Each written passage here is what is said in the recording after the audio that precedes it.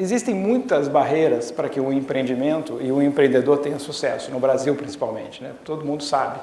Quando a gente fala de burocracia, quando a gente fala das dificuldades de investimento, né? As questões de crédito, tudo que é difícil vem cair no colo daquela pessoa que quer empreender. Hoje nós vamos falar sobre o maior problema que eu considero, que é o próprio empreendedor, né? Existem vários problemas fora dele, mas ele, no nosso contexto hoje, ele é o grande sabotador dele mesmo. Ele é o grande empecilho para o desenvolvimento do empreendimento e as pessoas que convivem com ele. Eu escolhi esse título para tentar chocar realmente, porque a gente conhece ótimos empreendedores, pessoas que estão em alto grau de inovação, mas quando a gente fala de gestão, deles serem gestores, a coisa muda de figura, né? O que é gestão?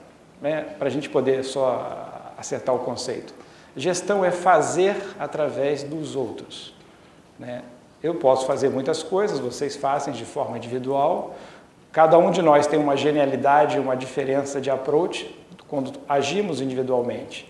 Mas quando a gente fala de gestão e fala de um empreendimento que cresce e que precisa de outras pessoas numa determinada época, a gente está falando da habilidade desse líder influenciar as pessoas.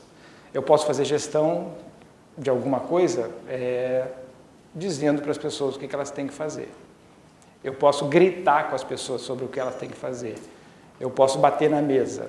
Eu posso chamar num canto e conversar um pouquinho. Então existem várias maneiras de se fazer essa gestão, vários estilos, e está muito ligado à personalidade do empreendedor que está fazendo isso, da pessoa que está vivendo isso.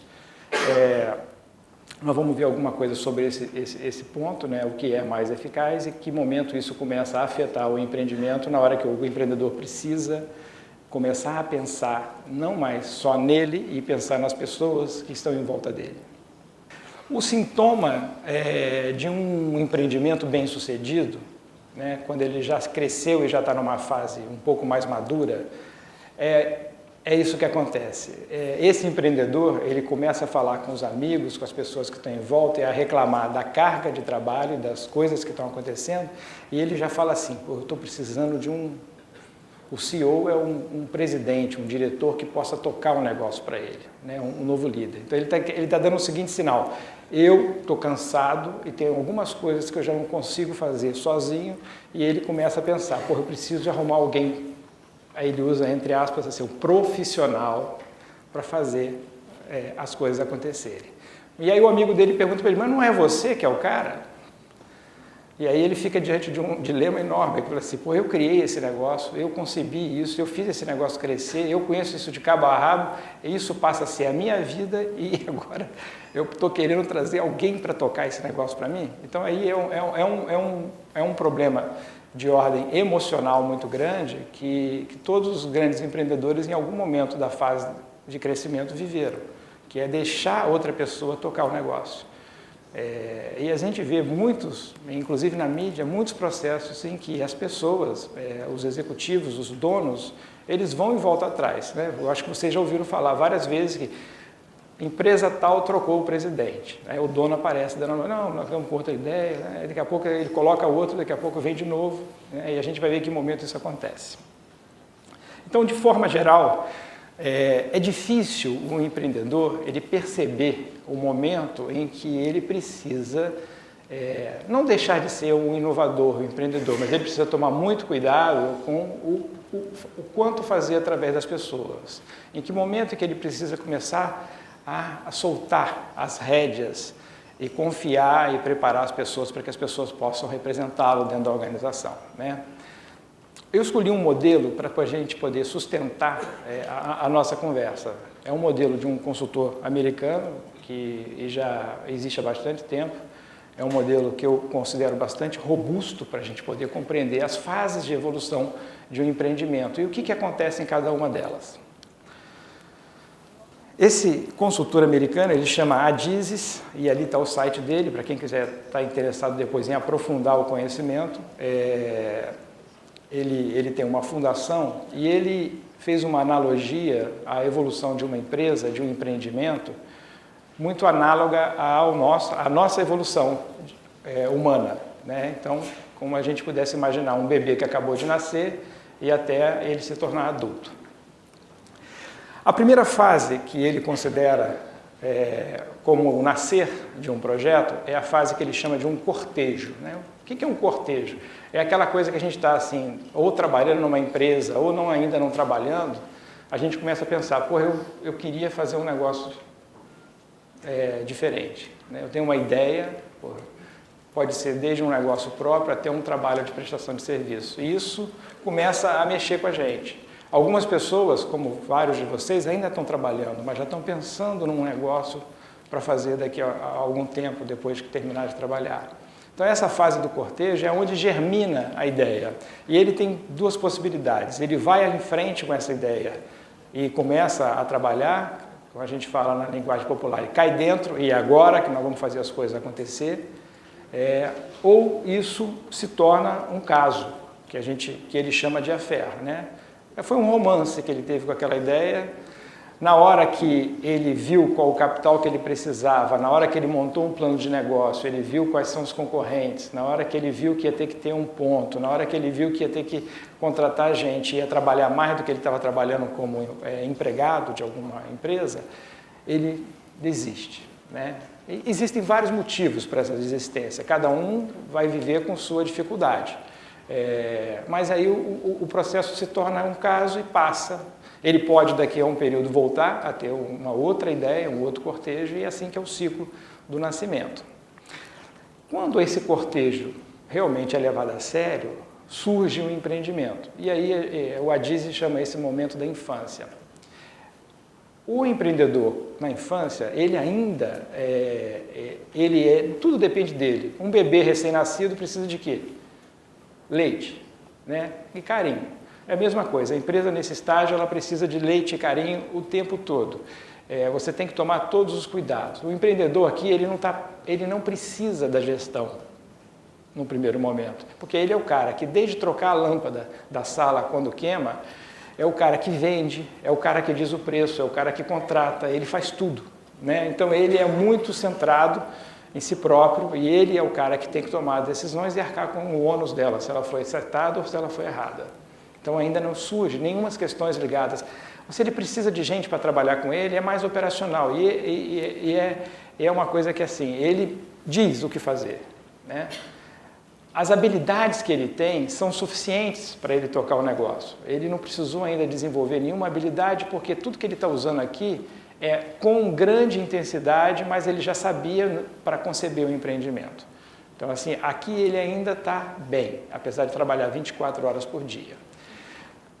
A mortalidade que acontece com a empresa nesse estágio, ela está muito ligada à questão de falta de grana, de capital, né? Então, assim, às vezes o empreendimento foi mal dimensionado, às vezes você imaginou e fez um projeto, pegar um empréstimo para ter 100 clientes e você descobriu na hora que começa que você só tem 20 e que você vai ficar com aqueles 20 durante um bom período.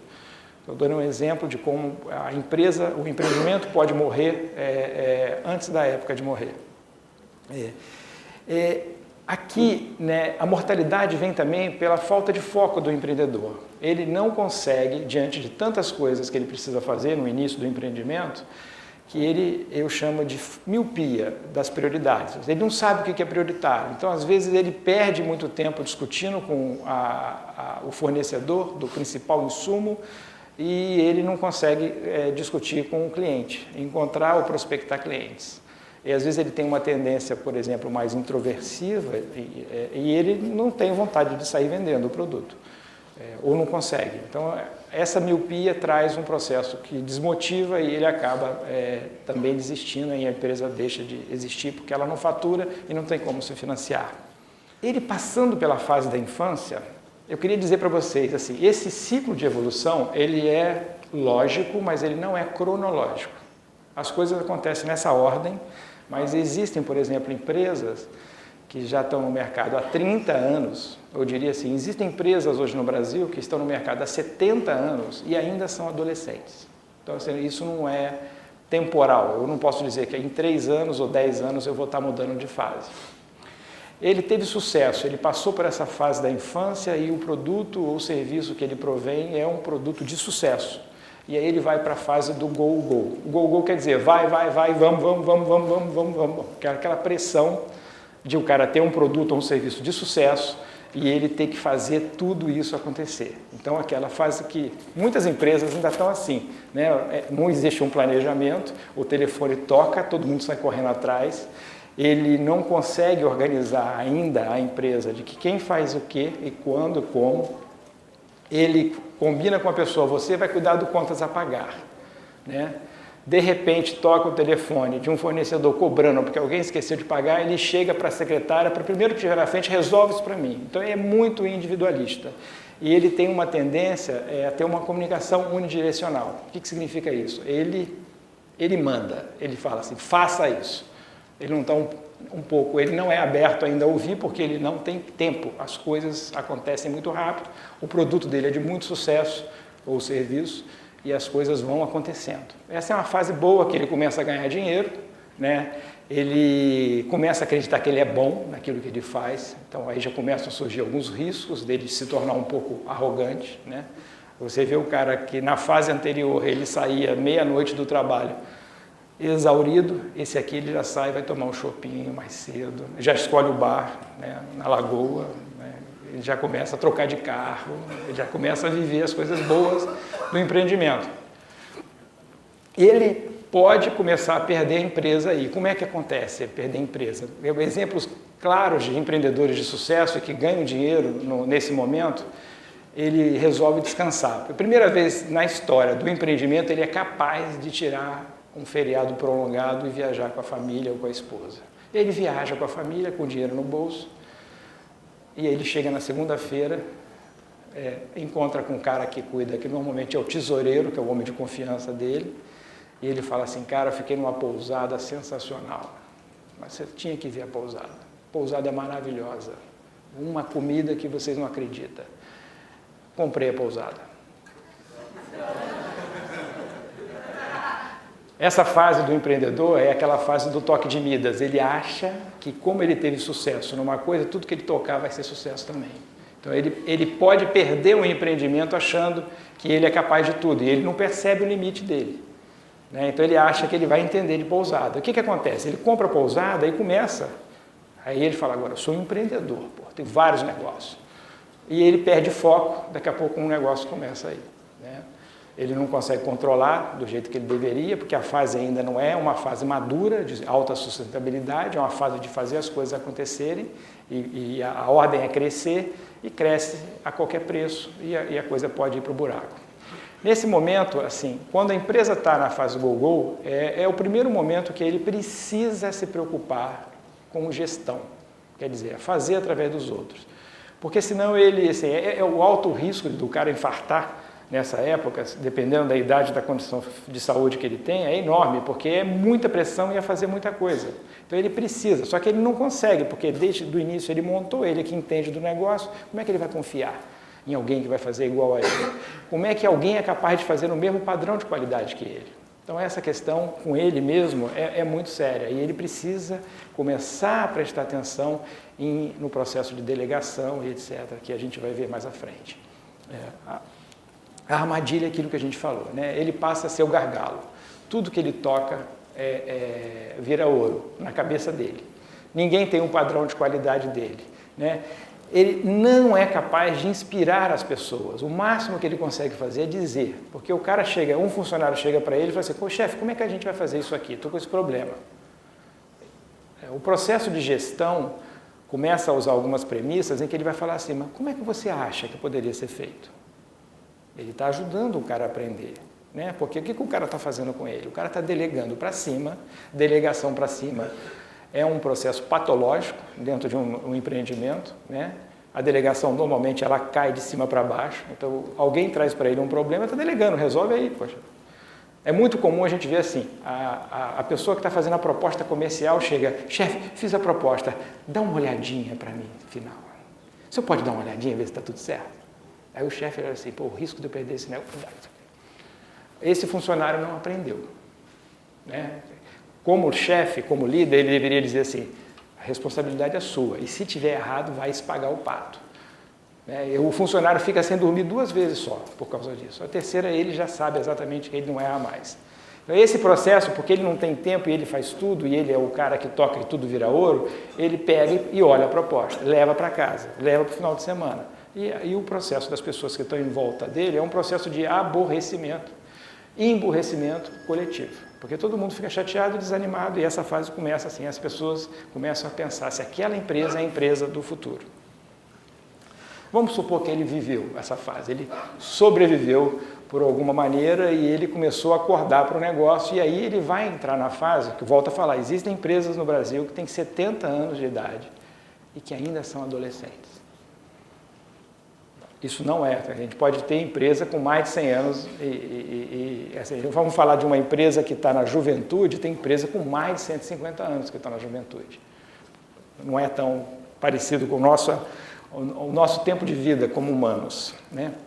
A adolescência, como na adolescência humana, é assim, é um momento do renascimento, né? O que todo adolescente quer fazer? Olha lá a galera que está ali atrás. Sair de casa, ter minha própria vida, né? Os desavisados querem até casar, eu quero casar. É mais ou menos o que acontece na empresa, né? A adolescência, a empresa, ela já está num estágio de evolução que ela quer se reinventar. Ela é a hora que ela começa a surgir com novas ideias, com novos produtos. O fundador já fica desesperado porque ele sente que ele fala assim, cara, esse negócio está grande demais, eu já não consigo liderar. E aí ele infarta ou ele vai relaxar, ele vai aprender a relaxar com aquela situação. Um momento emocional muito forte, como todo adolescente quer liberdade, quer tomar suas próprias decisões, é aquela hora que você começa a ver pessoas que trabalham na empresa a quererem tomar suas próprias decisões e não dar satisfação. Então parece um adolescente rebelde. E aí vão começar a surgirem as questões. E nesse momento que o dono da empresa fala, eu preciso de um CEO, eu preciso de um diretor, eu preciso de um administrativo para tocar esse negócio, eu não estou dando conta mais. Porque ele sente que é impossível controlar aquela quantidade de energia que está acontecendo dentro do negócio. Ele não consegue ainda ter essa noção. Então, assim, a nossa conversa é assim, como é que esse cara vai ter que fazer? Quais são os cuidados que ele precisa começar a prestar atenção? Porque ele precisa ver que ele já não é a resposta para tudo. Ou, pelo menos, ele deve ficar naquilo que ele sabe fazer bem. Ou que é inovar, ou que é buscar negócios, estar no mercado, cuidar da imagem institucional, fazer o networking com parceiros, buscar novas oportunidades. A adolescência, ela é marcada pela aquela coisa também que é comum hoje no Brasil, a gente falar, abertura de capital. O cara começa a organizar a empresa, quer crescer, tem que competir com os grandes, precisa de dinheiro, precisa pensar em comprar outras empresas. E aí, como ele tem alguns investidores que começaram com ele, os investidores começam a fazer pressão. Então, o investidor chega para ele e fala assim, quem é teu sucessor? Aí ele olha, quê? Sucessor? Para quê? Sucessor? Sucessor de quê? Então, assim, ele é incapaz dele imaginar que alguém vai suceder ele. Não, o investidor não quer botar dinheiro, ele vai, tem um infarto, ou então ele desiste, e aí?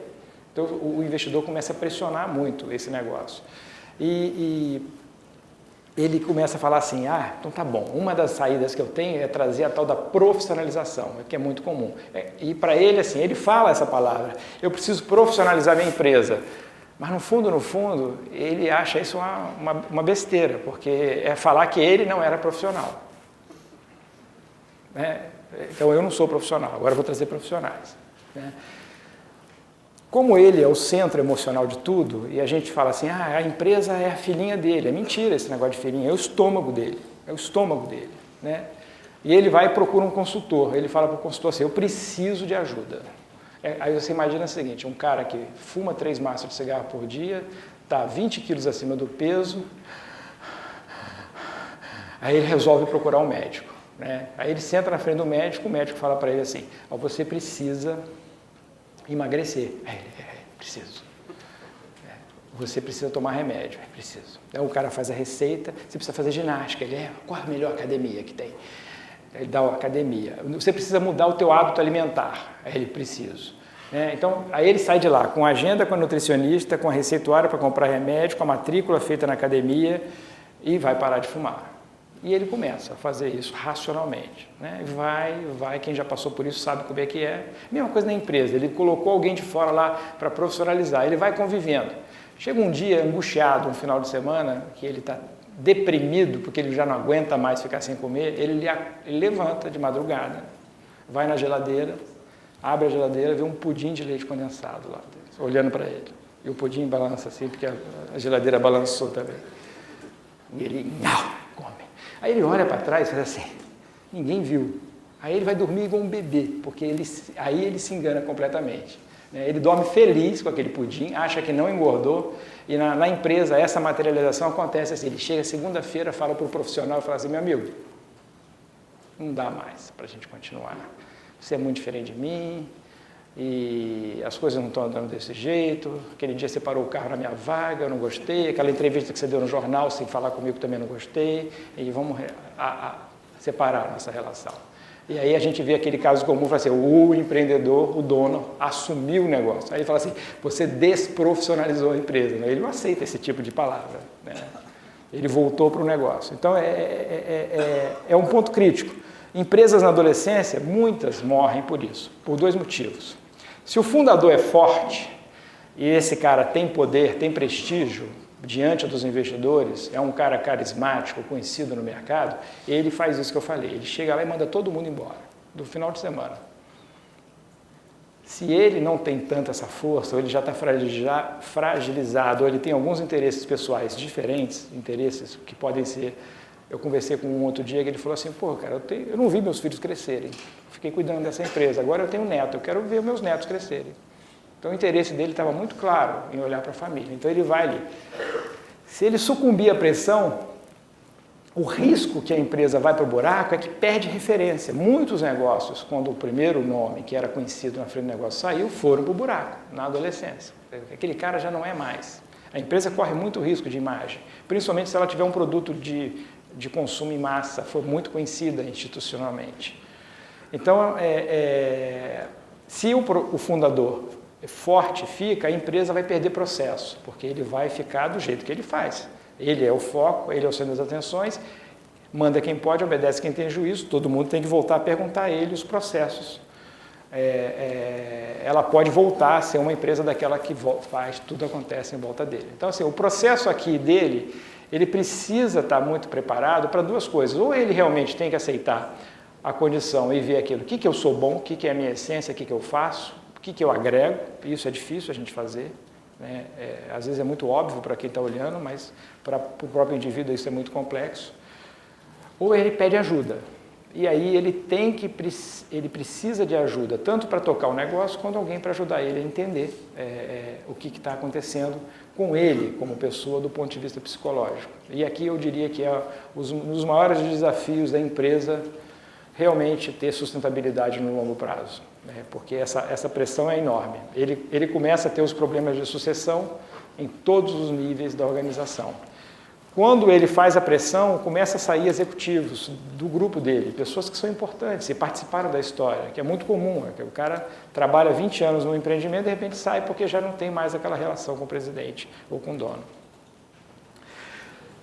Passou pela adolescência, e eu não vou dar muito foco, né, porque o ponto crítico da nossa conversa está aí até o nível que é a juventude, né? A juventude de uma organização, os 20 e poucos anos da gente, ela é boa, né?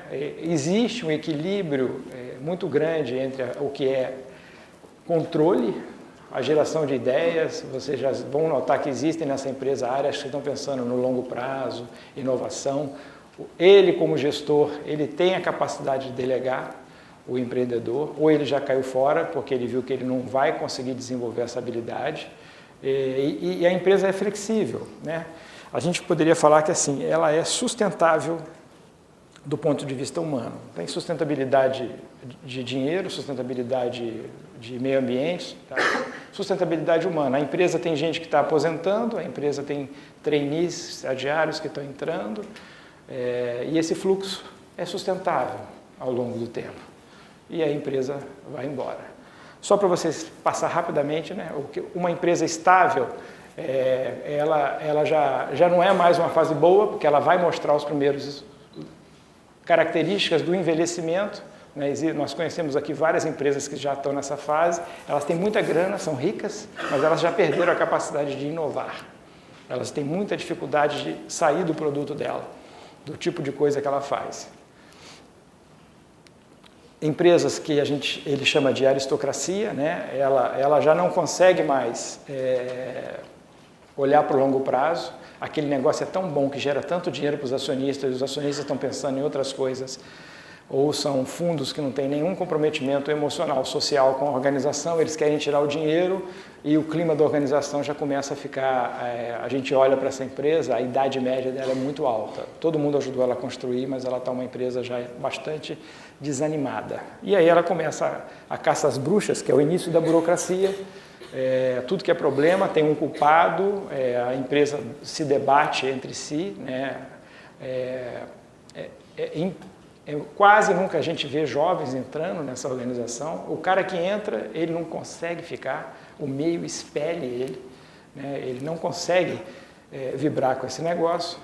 E todo mundo quer saber assim, quem é que fez a cagada, né? Não quero saber como é que eu vou resolvê-la. Eu quero saber como é que a gente vai e quem é o culpado por ter feito isso acontecer. E aí ela vai morrer. Muitas empresas. A questão que a gente discute da capacidade de gestão está ligada assim, qual é a capacidade que esse empreendedor tem de fazer isso durar muito tempo. Todos nós vamos morrer. Toda empresa vai morrer. Ela pode morrer em 500 anos, 300 anos. Né?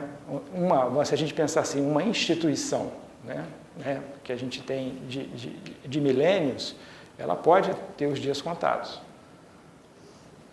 A gente vê um processo de reinvenção hoje da Igreja Católica, né?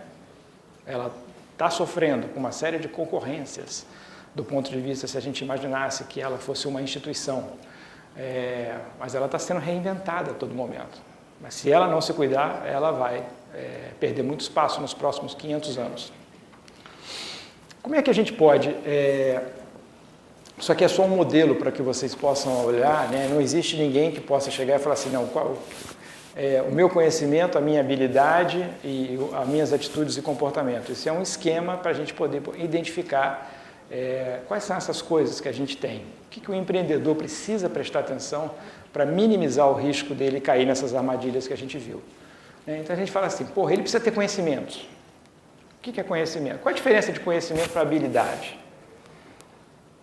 O cara que abriu uma padaria, ele sabe onde comprar a farinha de trigo, ele sabe que a padaria precisa começar a operar às 3 horas da manhã, ele sabe como é que liga o forno, ele sabe como é que monta o layout, ele sabe fazer o business plan, ele sabe qual é o banco que empresta dinheiro, ele sabe isso tudo. Isso é conhecimento, que a gente adquire muito rapidamente, muito facilmente. A gente na escola adquire, entre outras coisas, conhecimento. Então, uma parte da competência é o conhecimento. As 3 coisas vêm junto, embolada, mas a gente precisa, o empreendedor precisa parar e falar assim, e aí? Mas eu tenho habilidade de ir no banco e negociar? Será que eu sou o melhor cara para fazer isso? Talvez no início. Será que quando a empresa já estiver negociando uns números maiores, não é a hora de eu ter alguém que seja melhor que eu na habilidade? Que talvez tenha mais conhecimentos? Por exemplo, andar de bicicleta é conhecimento ou é habilidade? Habilidade. Como é que eu desaprendo a andar de bicicleta? Como é que eu desaprendo? Não desaprendo, então. A habilidade é uma característica única dela, ela é de difícil desaprendizagem. Como é que eu aprendo a andar de bicicleta? Caindo, tentando, mexendo várias vezes. Então, o processo de aquisição de habilidade, ele é por tentativa ou erro, ou aproximações sucessivas. Um empreendedor tocando um negócio, dependendo do estágio financeiro que ele tem, tentativa e erro pode ser fatal na hora que ele erra. Então, assim, às vezes ele fica privado de desenvolver determinadas habilidades simplesmente porque ele não pode errar. Aprender alguma coisa do ponto de vista do conhecimento é fácil. A gente pode pegar um livro, a gente pode conversar com alguém agora, pegar a bicicleta e sair andando, né?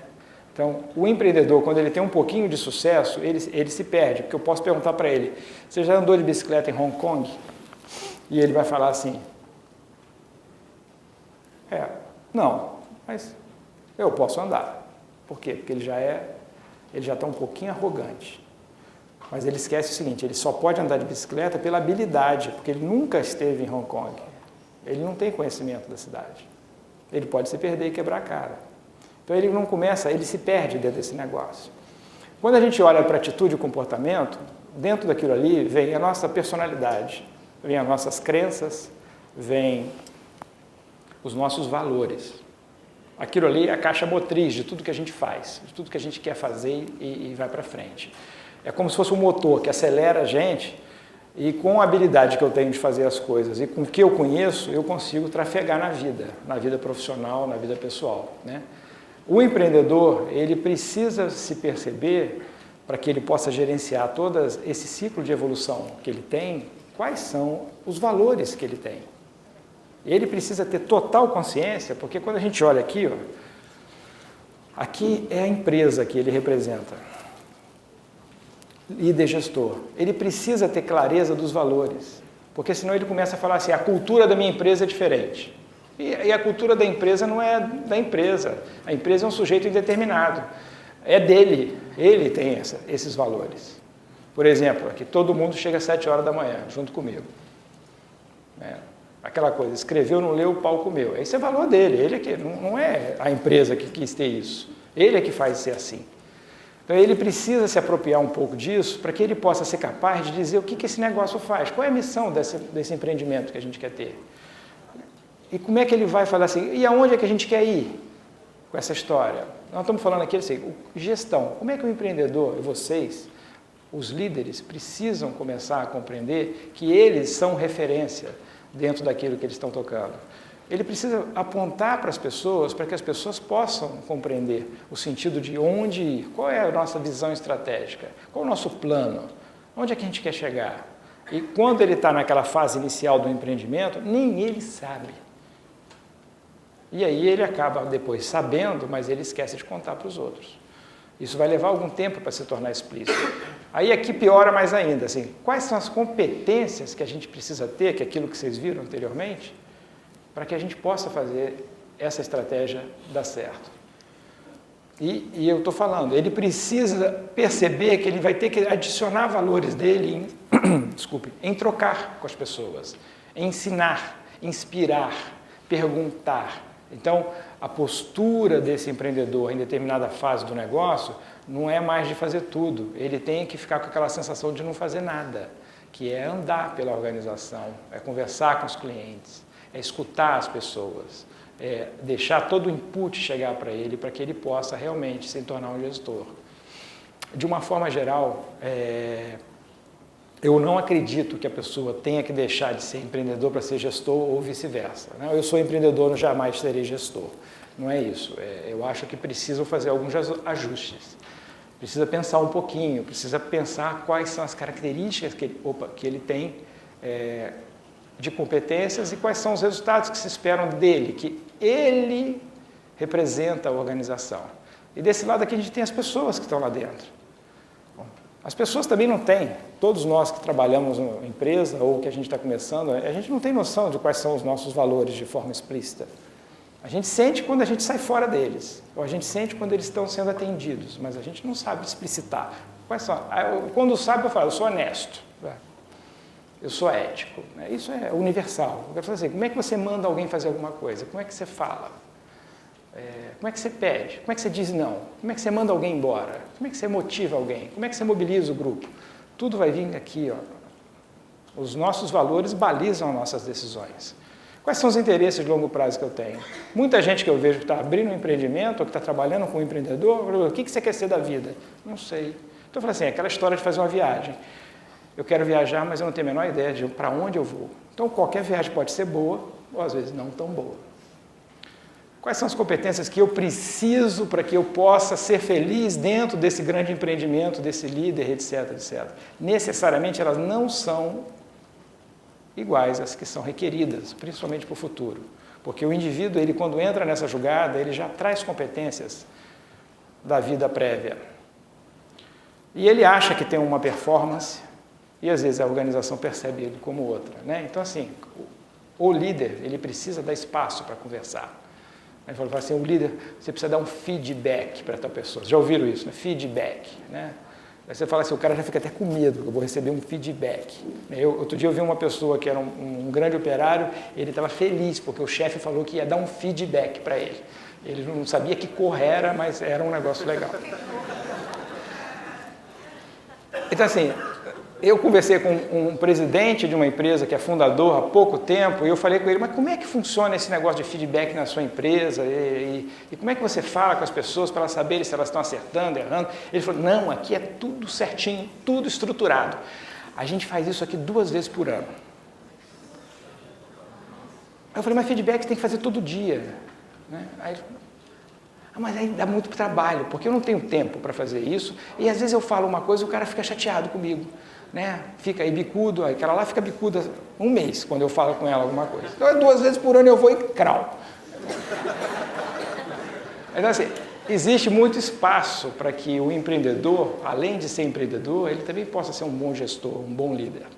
A gente conhece casos de sucesso, mas a gente observa que se não foram avisados, foram sorte.